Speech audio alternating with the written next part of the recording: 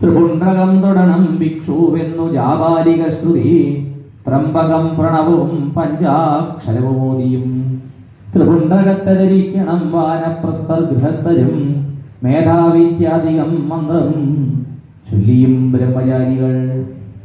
ബ്രഹ്മചാരികളാവട്ടെ ഗൃഹസ്ഥന്മാരാവട്ടെ വാനപ്രസ്ഥരാവട്ടെ ഉഷകാലത്തിങ്കൽ ഭസ്മധാരണം ചെയ്യുന്നവര് ആ ദിവസത്തെ എല്ലാ പാപങ്ങളിൽ നിന്നും മുക്തന്മാരായി എന്ന് പറയണം.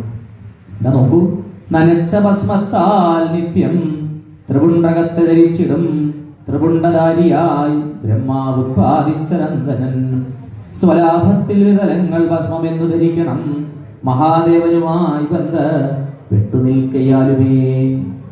യാതൊരുവൻ ഭസ്മത്തെയും രുദ്രാക്ഷത്തെയും ധരിക്കണം, അവൻ ഏതു തരത്തിലുള്ള അധമനായാലും ശ്രീ മഹാദേവന്റെ തലത്തെ അവൻ പ്രാപിക്കും. സംശയിക്കുക, അത്ര ശ്രേഷ്ഠാണ് മന്ത്രജപത്തോടുകൂടി. ഇനി മന്ത്രജപം ഇല്ലെങ്കിലും നമുക്ക് ഭസ്മധാരണം കൊണ്ട് തന്നെ നമ്മള് പരിശുദ്ധ. ഭസ്മധാരണത്തിന് വലിയ